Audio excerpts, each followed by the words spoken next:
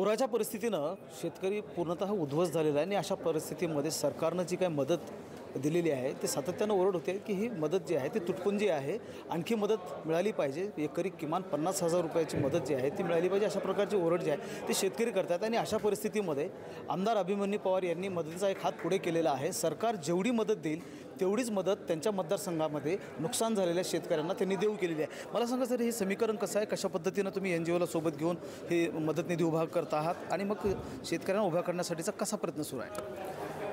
नाही, एकूण शेतकरी उभा राहायला पाहिजे ही संकल्पना आहे। ज्यांची मैस गेली आहे त्याला शासनाच्या माध्यमातून मिळतात 37,500 रुपये, तो काय 37,500 उभा राहणार नाही, म्हणून त्याला NGOकडून 37,500 दिले तर खरं तर मैसला मैस येईल। मी तेच आवाहन केलेलं सोशल मीडियावर की आमची एक NGO आहे क्रिएटिव्ह फाउंडेशन आणि पुण्यातली NGO आहे आपले अभयभूतराव, आपली लातूरचीच आहेत, त्यांची NGO आहे अभयभूतराव फाउंडेशन, त्यांच्या माध्यमातून आम्ही या ठिकाणी मदत करतो आहे।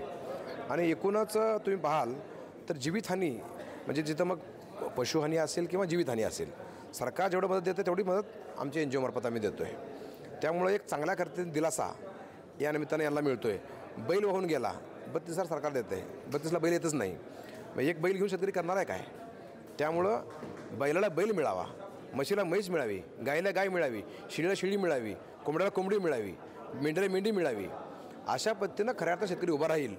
कारण दुभतं जनावर गेलं, दूध पण गेलं, म्हैस पण गेली, आलेले पैसे पण दिवाळीत खर्चून टाकतो शेतकरी, म्हणून ते न खर्च करता मी शेतकऱ्यांना आव्हान केलेलं आहे की तुमचं नुकसान झालं तुम्हाला उभा करायचा आम्ही प्रयत्न करतो आहे। शासन आणि NGO या दोन्हीच्या माध्यमातून माझ्या मतदारसंघातला शेतकरी 100% उभा राहणार आहे, हे तुम्हाला नक्कीच सांगतो। काय म्हणजे या शेतकऱ्यांची संख्या किती आहे आणि ज्यांचं शेती वाहून गेलेली आहे, विहिरी वाहून गेल्या, त्यांची स्थिती सगळी आम्ही विहिरी देणार नाही आहे। ज्याची घरं पाण्यामध्ये आहेत किंवा घरं पडलेत त्यांना आम्ही मदत करणार आहे। विहिरीला शासनाच्या माध्यमातून पहिल्यांदा मदत या निमित्तानं होते, 30,000 रुपये विहिरीला पण आपण मदत करतो आहे, शासन करतं आहे।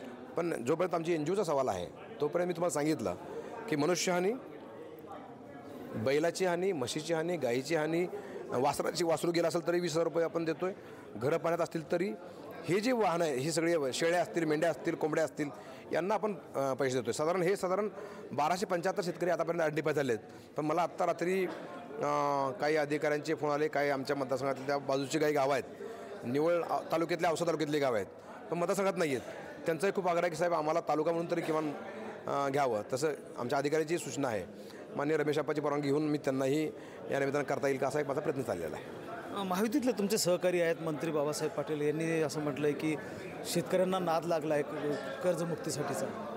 ॲक्च्युली त्यांनी काय म्हटलं मी ऐकलं नाही, पण एकीकडे ते म्हणतात की शेतकऱ्यांना नाद लागला कर्जाचा आणि दुसरीकडे तुम्ही वेगळं काम करताय। का शेतकऱ्यांना भरीव मदत या निमित्तानं शासनाने दिलेली आहे, शेतकरी पूर्ण समाधानी आहे।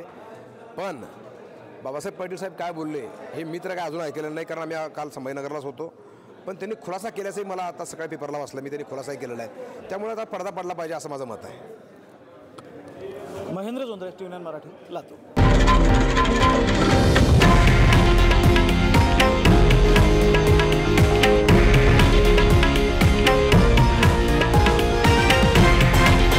हे आहे देशातील नंबर 1 न्यूज नेटवर्क आणि आपण पाहत आहात TV9 मराठी, एकमेव।